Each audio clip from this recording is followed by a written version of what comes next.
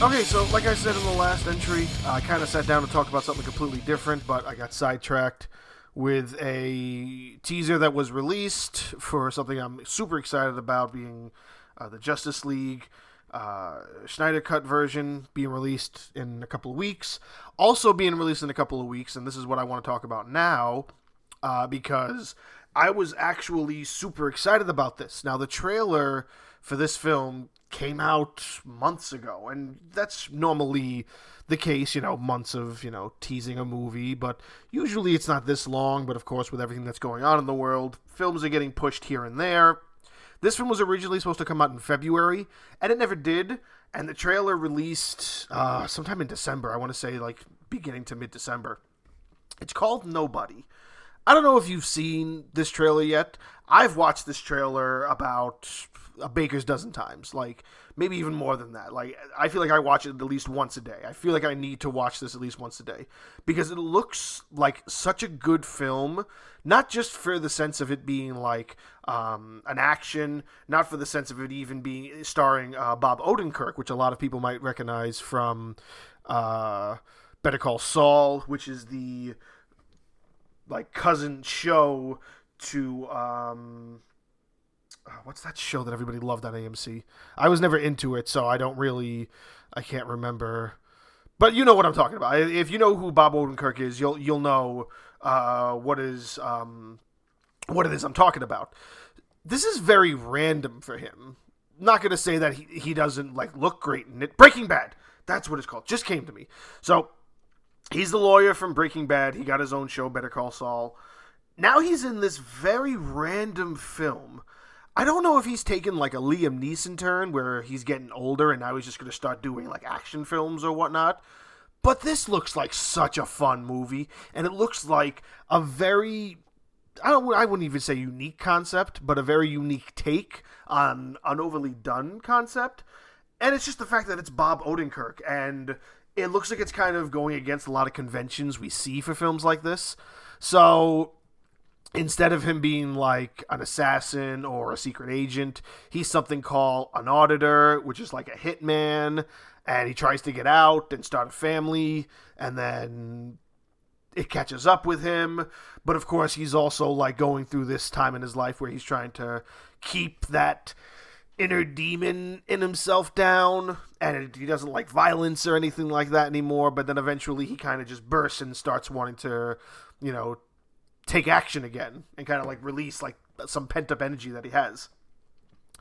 Is an extremely random movie, especially random for Bob Odenkirk from what I've seen him in, or what I've known for him to kind of do. Like, you go to his list, like his IMDb page, and you see the stuff that he starred in before. There's nothing really anything like what this movie is. It's really very, very interesting to see him take this leap into a role like this, and I think he plays it very well. I think he is doing the acting very well. I think the movie looks so good, good enough that I've seen the trailer over 2 times. And there isn't even many other people in it that you might recognize. There's a dude he's talking to. I can't remember the actor's name, but you might recognize him. The wife, Connie Nielsen, or Nielsen, however you pronounce it. She's an actress who's very well known. She's in it. Christopher Lloyd's in it. That's pretty random. You only see him for a second, but he plays the character Bob Odenkirk is playing. He plays his father in that film. And you only see him for a split second, and you have to know his voice to recognize him. So, and like I said, it doesn't even matter, because even if it was a couple of no-names, the only person we really knew when we saw like the John Wick trailer and when that first came out, the only person you really recognized was Keanu Reeves and maybe the dude he's hunting from Game of Thrones. That's really about it. Once you actually got into the film, you started noticing a lot of other people were in it, and a lot of the people were involved in it, which will probably be the case here. But this just looks like such a... I don't want to say like a 180 turn because it's not completely turning it around. I want to say it's like a 90-degree turn. This is taking a 90-degree turn away from something that like is a John Wick film and going more towards like, it looks like it's more fun than that. It doesn't look like it takes itself seriously. If you watch the trailer, it looks like a comedy. There's actually no like comedy genre listed in when you search for it and when you do the research for it. And I just think it's going to be a nice new take on an overused concept that's just done with a little bit more flair. It's the same idea of any assassin or hitman or secret agent tries to start a life, but like in the trailer it doesn't look like anybody dies. Like the trailer starts with his house getting burglarized and he could easily like stop them, but he chooses not to because he's trying to keep himself nonviolent. And then because of that, it starts him down a rabbit hole of just feeling like he has to release. He has to release this like rage that's inside of him. And in the trailer, he does it on a wall because he's so pissed and he can't go and look his kids in the eye and his neighbors are making fun of him and his coworkers are making fun of him. It just looks like fun. You know what I mean? And if you haven't seen the trailer, if you haven't heard about it, I would suggest going to see it. Like I said, it was originally supposed to release in February. Being that I realized it was March, I was like watching the trailers and I'm like, wait a minute, isn't this movie supposed to be out already? And I'm just going to like research it, and it says not until March 26th now. I don't know if it's going to be another straight to streaming or straight to like early access or anything like that. It might be strictly in theaters. I'm not sure. I don't know what to expect for the end of the month or what the production company plans on doing. Who's it produced by? I want to say Universal Pictures. I don't know how open they would be to that. I know a lot of production companies have been open to the idea of releasing these films for streaming now because of the situation that everybody's in. Not everybody feels comfortable going to see a film in the theaters. I've only seen one since it all this started, and it was New Mutants, and the theater was pretty much empty. I think there was 10% of the seats filled, and me and my wife were two of them. So, and I also have no problem paying money to see this in theaters. I think it's worth it. I think this, based on the trailer alone, and I know trailers are meant to like hype you up, and maybe the story won't be as good as the trailers predict, but that's the good thing about an action film. So, like, I always have a rule. A horror movie could not be scary, but have a great story. If it doesn't have a great story and it's not scary, it's a shit film.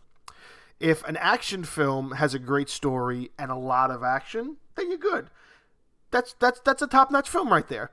If it doesn't have a great story, hopefully the action makes up for it, and sometimes you enjoy a film just for the mindless action. Like, look at The Expendables. Those films aren't popular because they have amazing Oscar-winning stories. Those films are popular because they're packed with so much action that it's so over the top that's why people enjoy it. And that's why they make them, which I also can't wait for an Expendables 4. Hopefully that comes out soon, if they're still working on it. I don't know, but I digress. And, like, that's for horror, that's for action, and, like, comedies. Comedies, when you go into a comedy, maybe you're interested in the story, but you're really interested in what's going to make you laugh. If a comedy doesn't make you laugh, the story doesn't matter. You didn't go into that expecting that. Like I said, if you have a shit horror movie with a bad story, at least it was scary. If you have a shit action movie that didn't have a good story, at least it had good action. If you got a comedy and it doesn't make you laugh, then it's like, who cares about the story? I didn't come in here for that. I didn't care. Even if the story is crap and it makes you laugh, that's the point of that film. And that's the only scrutiny I hold to it. So when it comes to Nobody, it looks like it's got enough action that it'll definitely keep you focused. Even if it's just very, like, I get such a feeling of like it's a mix of like John Wick, Jack Reacher, which, however you feel about Tom Cruise is how you feel about Tom Cruise, but I love the Jack Reacher films. So it's like John Wick and Jack Reacher meets Beverly Hills Cop. Like, it seems like it has that kind of humor, but it's wrapped around the kind of action you would see in some of the more recent top-notch action films of the last couple of years. So maybe it'll be worth it. Maybe it won't. I'm, of course, going to watch it, and I look forward to seeing it. But that's just my opinion on the trailer. So when it actually gets released and I actually get to watch it, I'll give you guys an opinion on the actual film. If you want that before you see it, by all means, keep an eye out. It comes out in a couple of weeks, right after the Justice League, actually. So watch both of those if they come up. And if you don't want to, just wait for me to talk about them, because I probably will.